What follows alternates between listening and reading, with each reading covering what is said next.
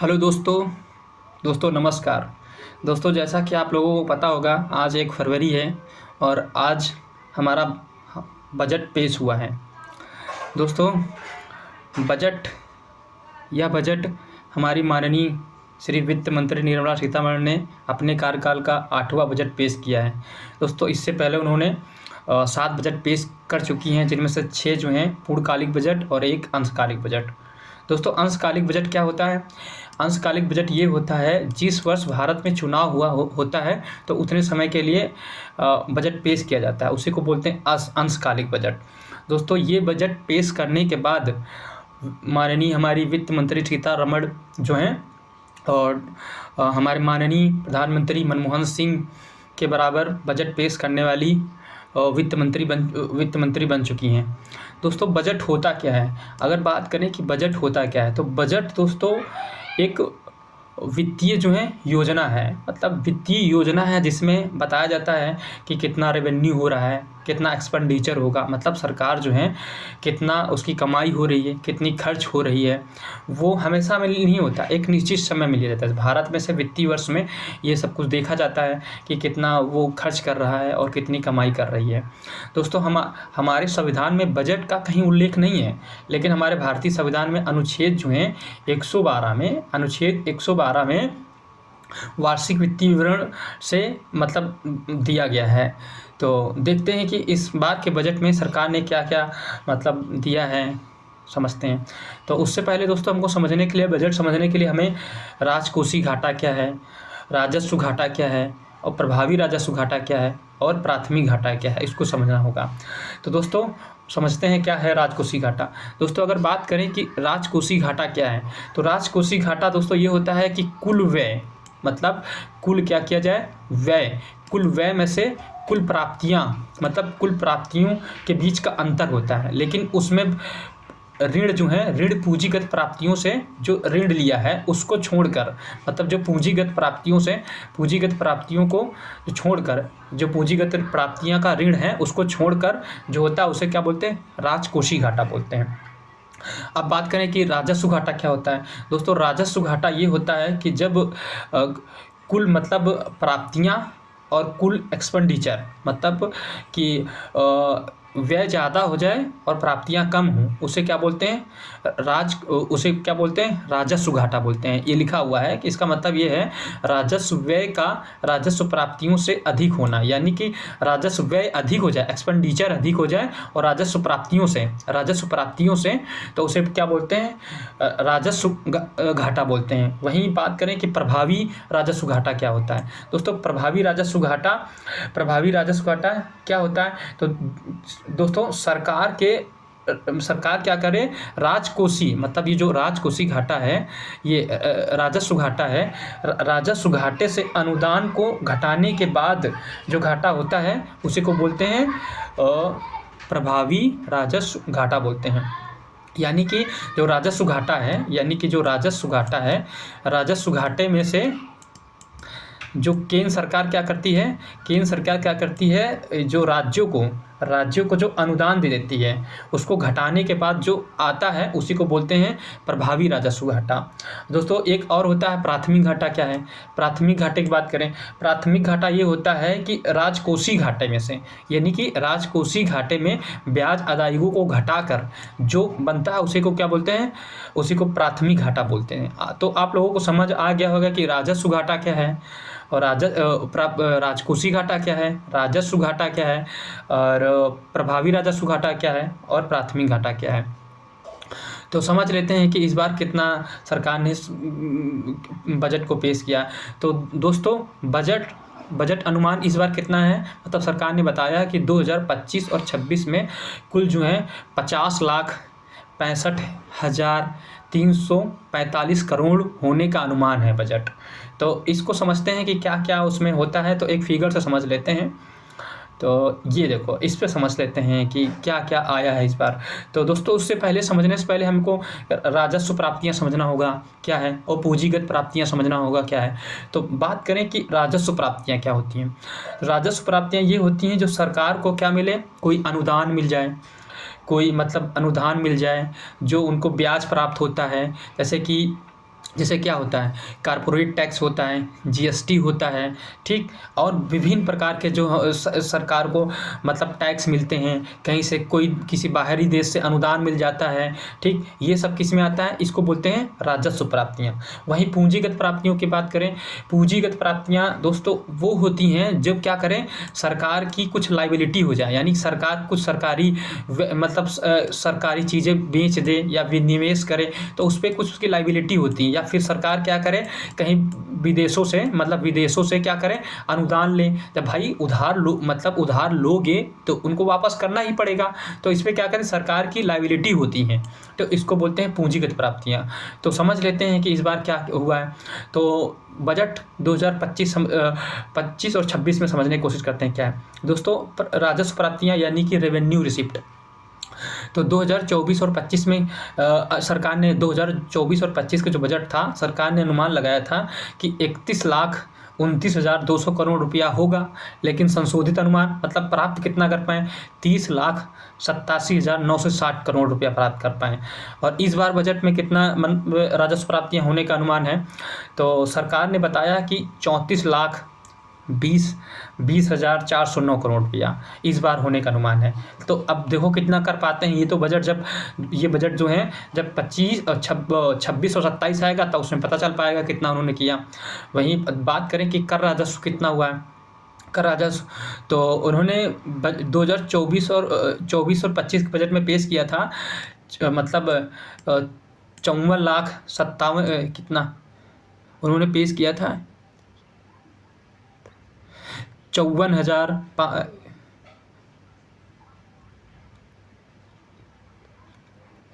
उन्होंने पेश किया था 5,45,701 रुपया पेश किया था। कब पेश किया था, 2024 और 25 में। लेकिन प्राप्त कितना मतलब कर कितने पाए थे, संशोधित अनुमान किया था 5,31,000 हो पाया था।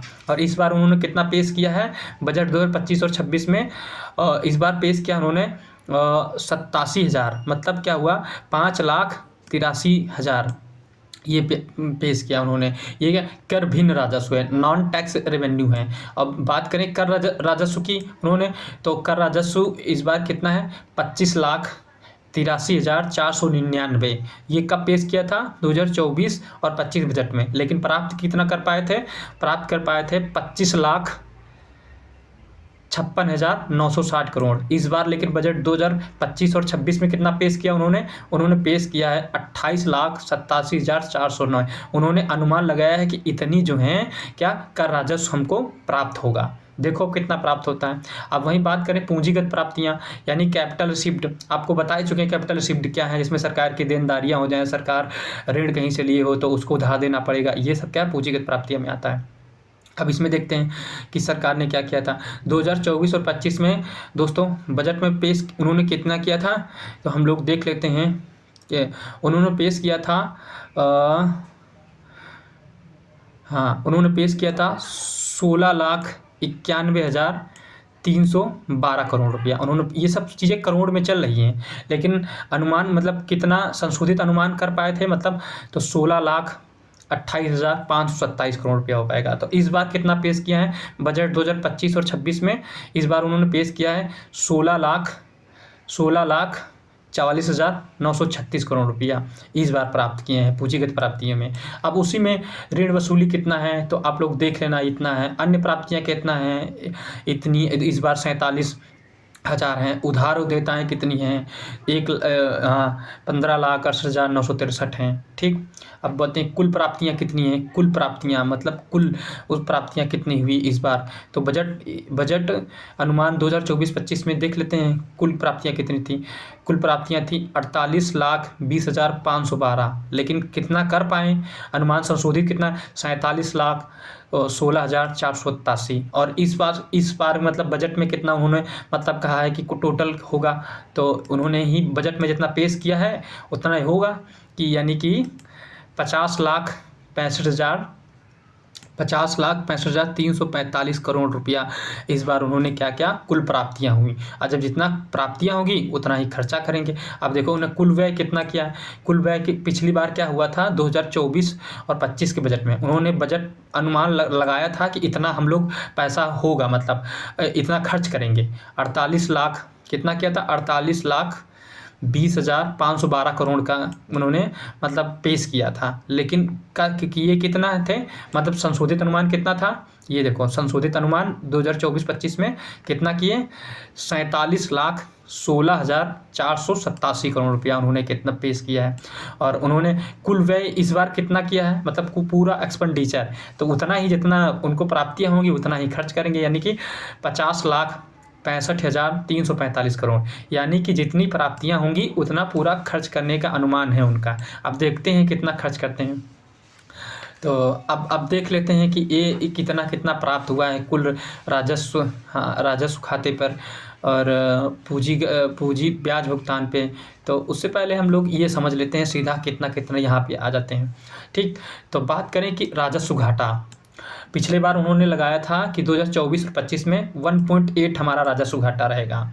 ठीक, ये प्रतिशत में चलने लगा। आप ऊपर ऐसे लिखिए, आप लोग देख लेना। ठीक है, तो अनुमान कितना राजस्व घाटा करने का था, लेकिन किए कितना थे 1.9%, मतलब 1.8 करने का था लेकिन किए 1.9 नहीं हो पाया।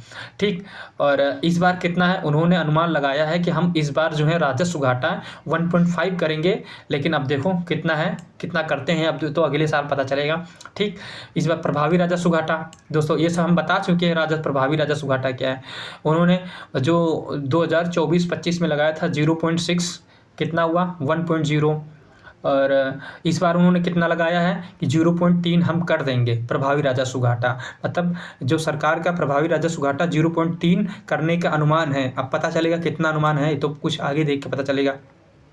दोस्तों वही बात करें कि राजकोषीय घाटा क्या है। राजकोषीय घाटा सरकार ने जो है 2024 और 25 में लगाया था कि हम 4.9%, कितना 4.9% हम राजकोषीय घाटा करेंगे, लेकिन उन्होंने करेंगे, लेकिन किया कितना था, मतलब अनुमानित किया था 4.8%। अच्छा किया था उन्होंने, लेकिन इस बार कितना अनुमान लगाया उन्होंने 4.4% का अनुमान लगाया उन्होंने, मतलब लगाया है कि जो 2025 और 26 का बजट में राजकोषीय घाटा 4.4 रहेगा। सही है, पर इतना अगर अनुमान लगाया। तो दोस्तों देखते हैं कि प्रभावी राजस्व घाटा उन्होंने कितना किया है। 2024 और 25 में उन्होंने कहा था 1.4 रखेंगे, क्या प्राथमिक घाटा उन्होंने रखा था 1.3%। इस बार का अनुमान उन्होंने लगाया है 0.8%। अब देखते हैं जब अगले साल का बजट आएगा तो मुझे पता चलेगा कि कितना है। अगर बात करें कि एनएसओ द्वारा जारी गई सूचना के आधार पर भारत में 2025 और 26 के लिए अनुमान, मतलब जीडीपी अनुमान क्या है। जीडीपी अनुमान दोस्तों उन्होंने लगाया है इस बार लगाया है जीडीपी अनुमान। हम देख लेते हैं कितना उन्होंने लगाया है। जीडीपी अनुमान उन्होंने लगाया है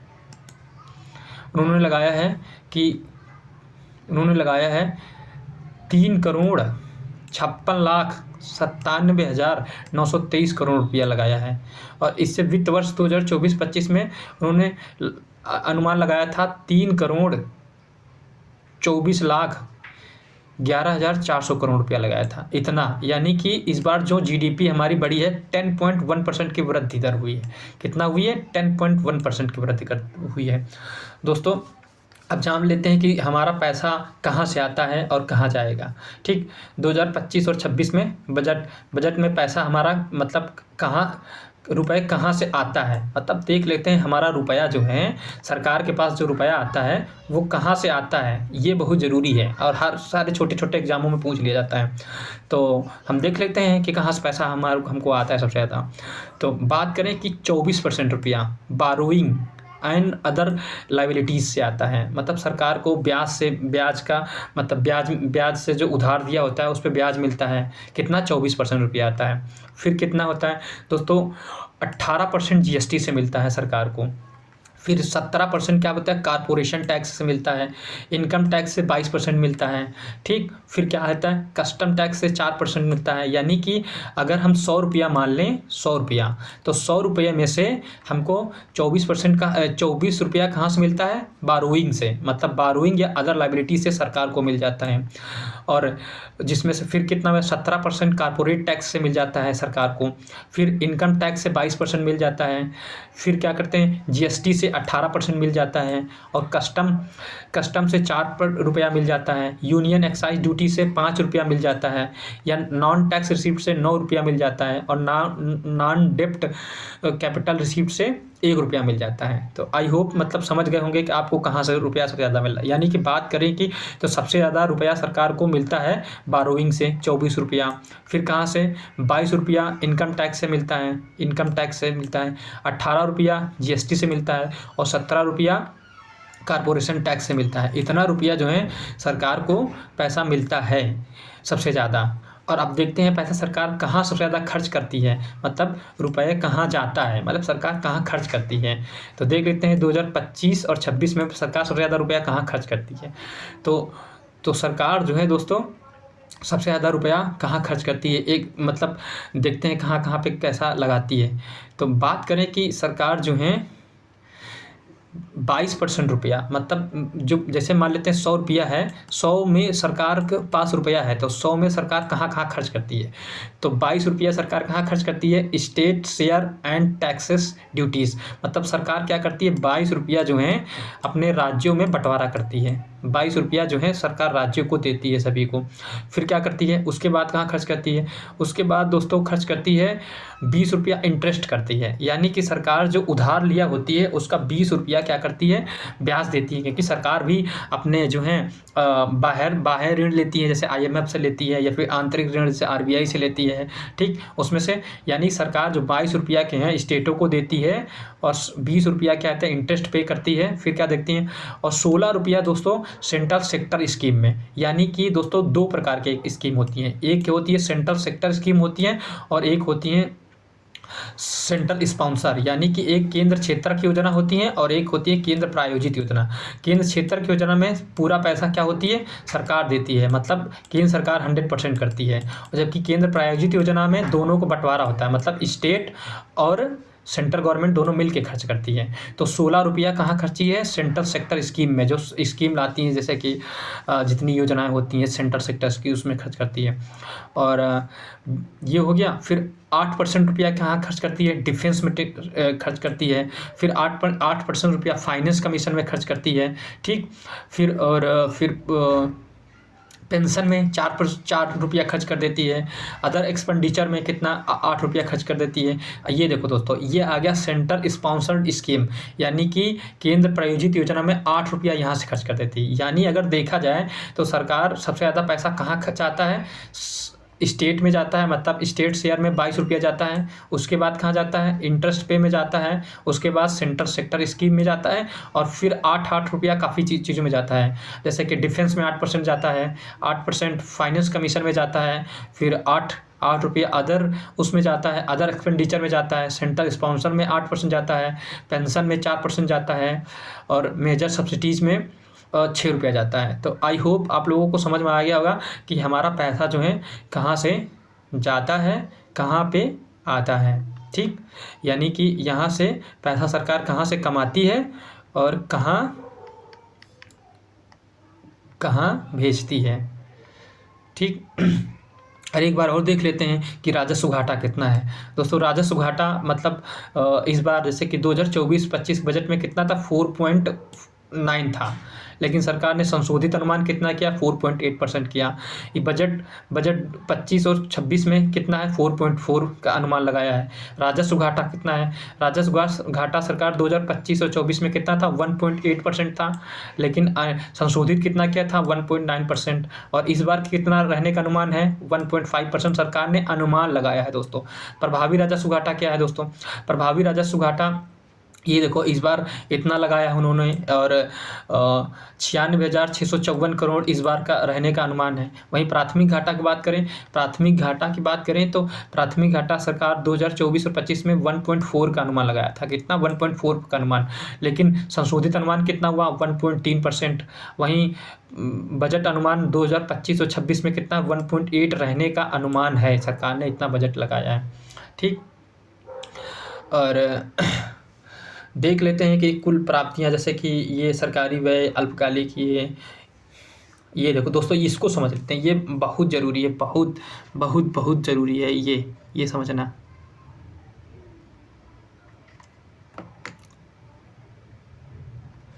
यानी कि घाटे की प्राप्तियां कहाँ से हुई हैं। ये वाला कलर है, ये फिजिकल डेफिसिट है। ये रेड वाला कलर रेवेन्यू डेफिसिट है।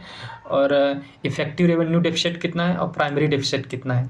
दोस्तों मतलब सवालों में पूछा जाएगा कि ये देखो, जैसे ये क्या होएगा कि पूछ लेगा 2020 और 21 से कि जो फिजिकल डेफिसिट है वो लगातार घटा है, तो आपको देखना पड़ेगा 2020 और 21 में, यानी कि 2020 और 21 में भारत का कितना क्या फिजिकल डेफिसिट था? 9.1 था। लेकिन उसके बाद कितना 2020 और 22 में कितना आया? 6.47 आया।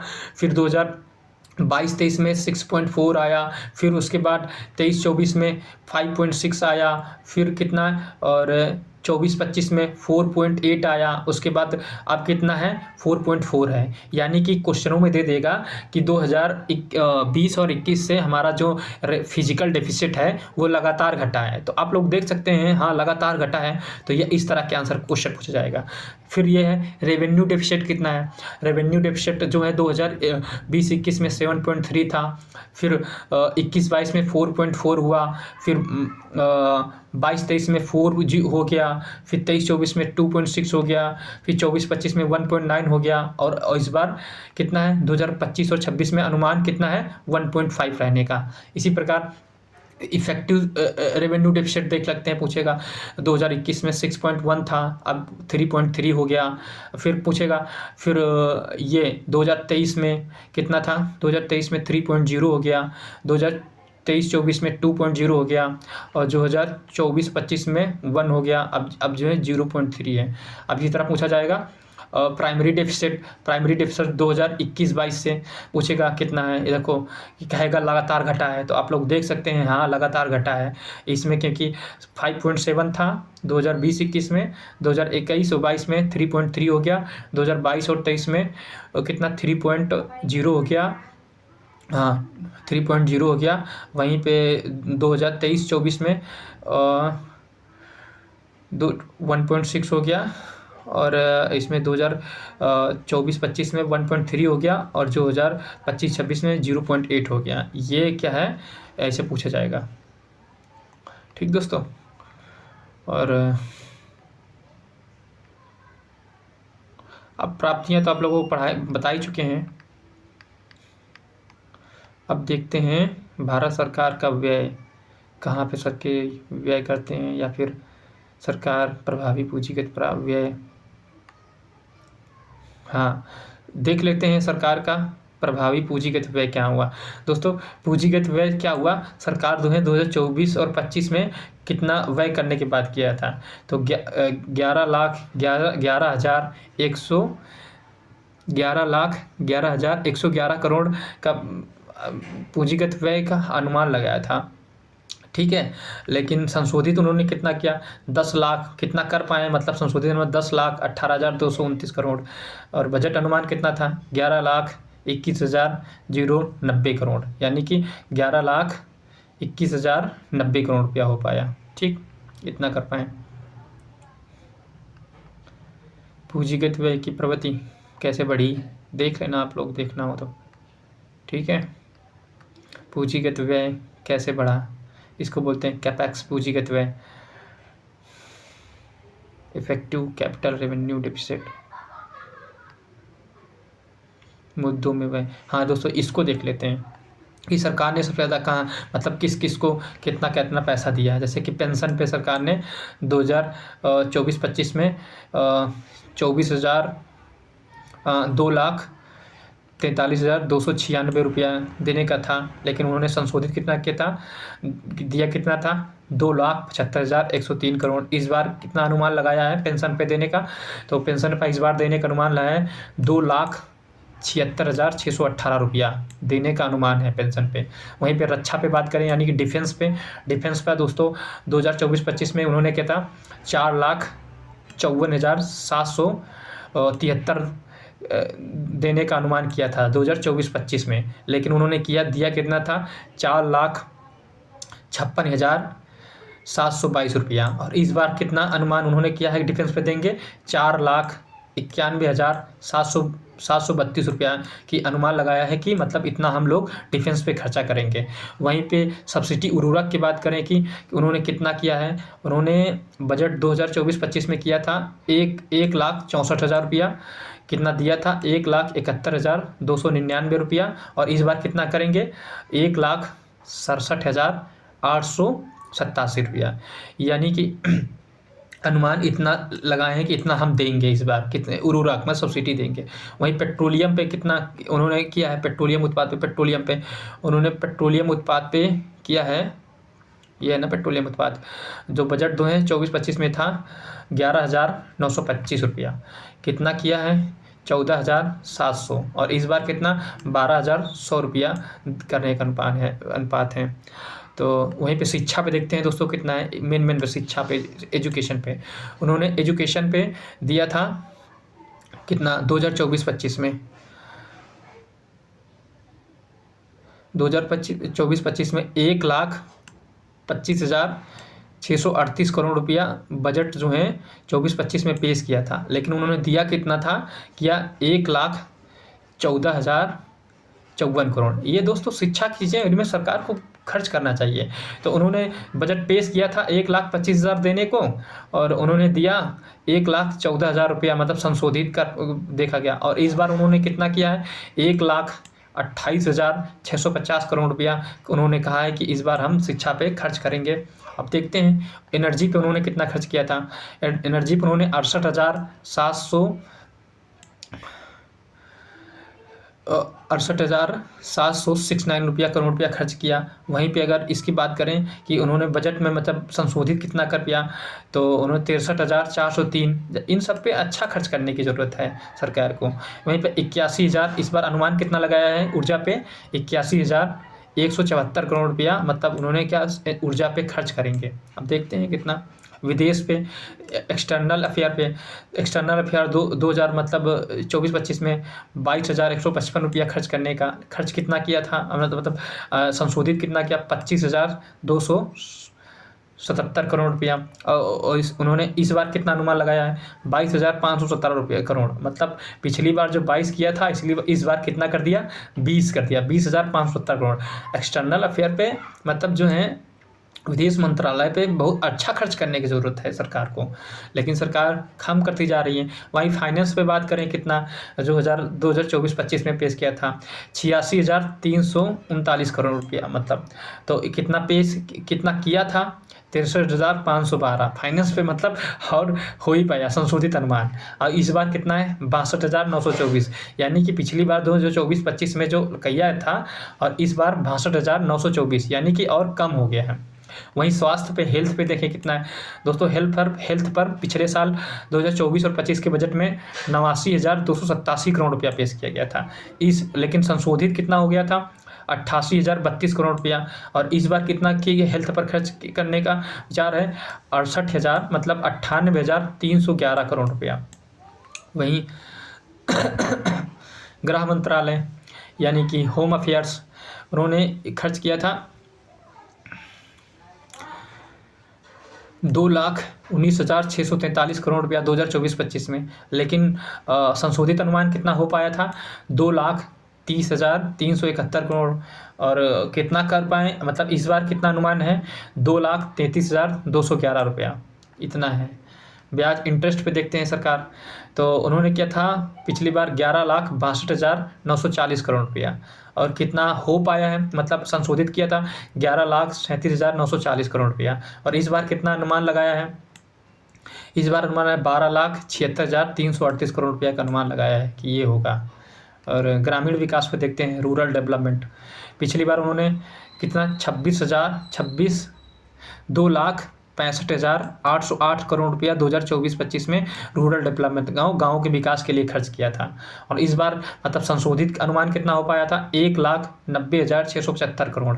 और इस बार कितना 2,66,817 करोड़ रुपया इस बार जो है अनुमान है कि इतना हम रूरल डेवलपमेंट में विकास का खर्च करेंगे। ठीक है। वहीं सामाजिक कल्याण के बारे में देखें, विज्ञान विभाग पे देखें, साइंस डिपार्टमेंट पे खर्च है, उन्होंने 2024-25 में जो है सरकार ने 32,736 करोड़ रुपया जो है 2024-25 में खर्च किया था। मतलब अनुमान लगाया था कि हम इतना खर्च करेंगे, लेकिन उन्होंने किया कितना था? उन्होंने किया